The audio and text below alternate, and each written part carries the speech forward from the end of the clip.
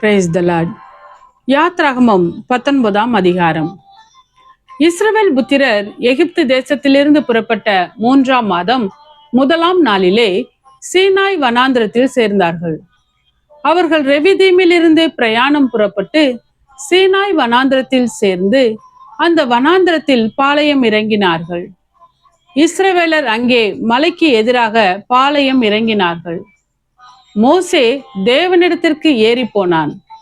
கர்த்தர் மலையிலிருந்து அவனை கூப்பிட்டு, நீ யாக்கோபு வம்சத்தாருக்கு சொல்லவும் இஸ்ரவேல் புத்திரருக்கு அறிவிக்கவும் வேண்டியது என்னவென்றால், நான் எகிப்தியருக்கு செய்ததையும் நான் உங்களை கழுகுகளுடைய செட்டைகளின் மேல் சுமந்து உங்களை என் அண்டையிலே சேர்த்து கொண்டதையும் நீங்கள் கண்டிருக்கிறீர்கள். இப்பொழுது நீங்கள் என் வாக்கை உள்ளபடி கேட்டு என் உடன்படிக்கையை கை கொள்வீர்களானால் சகல ஜனங்களிலும் நீங்களே எனக்கு சொந்த சம்பத்தாய் இருப்பீர்கள். பூமியெல்லாம் என்னுடையது.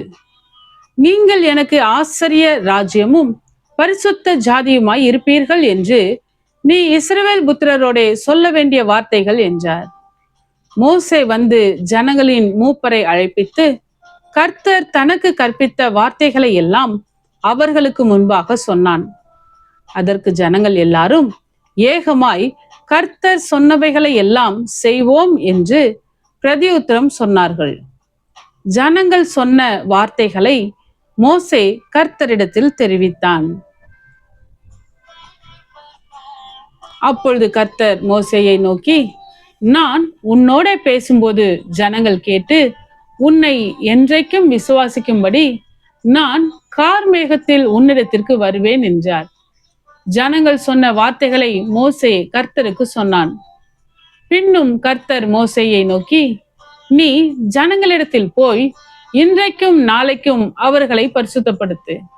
அவர்கள் தங்கள் வஸ்திரங்களை தோய்த்து 3ஆம் நாளைக்கு ஆயத்தப்பட்டிருக்க கடவர்கள். 3ஆம் நாளில் கர்த்தர் சகல ஜனங்களுக்கும் பிரத்யட்சமாக சீனாய் மலையின் மேல் இறங்குவார். ஜனங்களுக்கு சுற்றிலும் நீ ஒரு எல்லை குறித்து அவர்கள் மலையில் ஏறாதபடிக்கும் அதன் அடிவாரத்தை தொடாதபடிக்கும் எச்சரிக்கையாய் இருங்கள் என்று அவர்களுக்கு சொல். மலையை தொடுகிறவன் எவனும் நிச்சயமாகவே கொல்லப்படுவான். ஒரு கையும் அதை தொடலாகாது.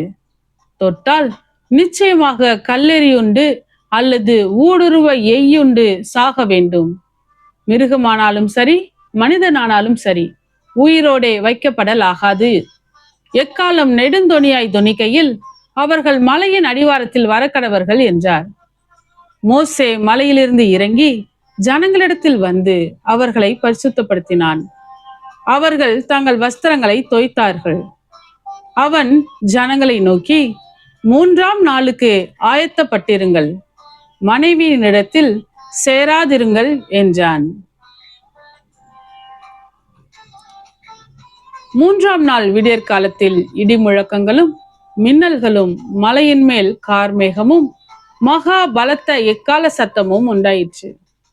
பாளையத்தில் இருந்த ஜனங்கள் எல்லாரும் நடுங்கினார்கள். அப்பொழுது ஜனங்கள் தேவனுக்கு எதிர்கொண்டு போக மோசே அவர்களை பாளையத்தில் இருந்து புறப்பட பண்ணினான். அவர்கள் மலையின் அடிவாரத்தில் நின்றார்கள். கர்த்தர் சீனாய் மலையின் மேல் அக்கினியில் இறங்கினபடியால் அது முழுவதும் புகைக்காடாய் இருந்தது. அந்த புகை சூளையின் புகையைப் போல எழும்பிற்று.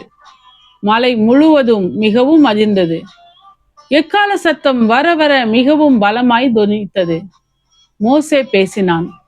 தேவன் அவனுக்கு வாக்கினால் மறுமொழி கொடுத்தார். கர்த்தர் சீனாய் மலையில் உள்ள கொடுமுடியில் இறங்கின போது கர்த்தர் மோசேயை மலையின் கொடுமுடியிலே வரவழைத்தார். மோசே ஏறி போனான். அப்பொழுது கர்த்தர் மோசேயை நோக்கி, ஜனங்கள் பார்க்கிறதற்கு எல்லையை கடந்து கர்த்தரிடத்தில் வராதபடிக்கும் அவர்களில் அநேகர் அழிந்து போகாதபடிக்கும் நீ இறங்கி போய் அவர்களை உறுதியாக எச்சரி. கர்த்தரின் சமூகத்தில் வருகிற ஆசாரியர்களும் கர்த்தர் தங்களுக்குள்ளே சங்காரம் பண்ணாதபடி தங்களை பரிசுத்தப்படுத்தி கொள்ள வேண்டும் என்றார். அப்பொழுது மோசே கர்த்தரை நோக்கி, மலையை சுற்றிலும் எல்லை குறித்து அதை பரிசுத்தப்படுத்துங்கள் என்று தேவரீர் எங்களை உறுதியாக எச்சரித்திருக்கிறீர். ஆகையால் ஜனங்கள் சீனாய் மலையின் மேல் ஏறி வர மாட்டார்கள் என்றான்.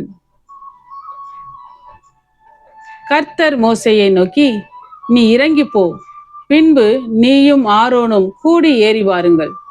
ஆசாரியர்களும் ஜனங்களும் கர்த்தர் தங்களுக்குள்ளே சங்காரம் பண்ணாதபடிக்கு எல்லையை கடந்து கர்த்தரிடத்தில் வராதிருக்க கடவர்கள் என்றார். அப்படியே மோசே இறங்கி ஜனங்களிடத்தில் போய் அதை அவர்களுக்கு சொன்னான். கர்த்தாவே, உம்முடைய வசனம் என் கால்களுக்கு தீபமும் என் பாதைக்கு வெளிச்சமுமாய் இருக்கிறது. இருளான என் வாழ்விலே நீர் தந்த உம்முடைய வேத வசனத்தை தினமும் படித்து வசனத்தின் வெளிச்சத்திலே இடராமல் நடப்பேன். ஆமேன்.